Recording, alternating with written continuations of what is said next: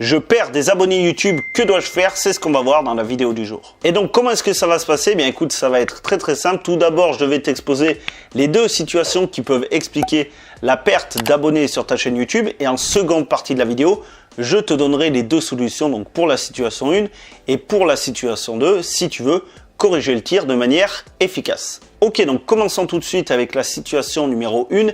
Et celle-ci, c'est de loin la plus problématique. Pourquoi? Eh bien parce que très souvent, ça va t'amener de la suppression d'abonnés par YouTube par grosse vague. Pourquoi? Eh bien parce que très souvent, c'est parce que tu triches. Donc cette situation numéro 1, elle te concerne si tu triches. Après, comme tu vas le voir, c'est pas tout le temps par vague, parfois ça dépend selon certains facteurs, mais on va en reparler.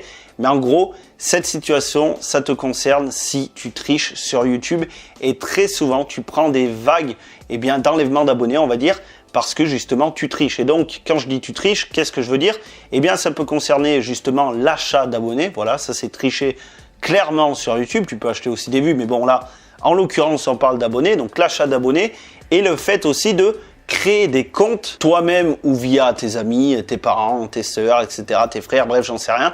Créer des comptes juste pour aller s'abonner à ta chaîne et finalement ne rien en faire. Ça revient un petit peu à la même chose au final, sauf que là, tu n'auras pas dépensé de l'argent, mais juste du temps, parce que ça restera des bots. En fait, quand tu achètes des abonnés, c'est des fakes, c'est des comptes fakes, donc c'est un nombre, c'est un chiffre sur ton compteur, tout comme les comptes que tu as créés toi-même pour aller s'abonner à ta chaîne. Tu ne vas pas aller dessus, ce sont des comptes finalement inactifs, et en fait ça, YouTube au bout d'un moment, il va le capter. Il va voir que ce compte-là, il clique jamais sur les miniatures, il cherche jamais à aller parcourir les vidéos sur YouTube, il n'est pas actif tout simplement sur YouTube. Et voilà, avec les données qu'il va récolter, il va le savoir au bout d'un moment. Et si tu as fait beaucoup d'achats d'abonnés, beaucoup de comptes fake, eh bien écoute, au bout d'un moment, YouTube il va faire le ménage, il va tout supprimer.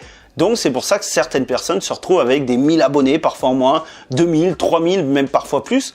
Justement à cause de ça, à cause de l'achat d'abonnés et de la création de comptes fake. Donc là, en gros, tu ne peux pas venir te plaindre, tu l'as cherché tout simplement.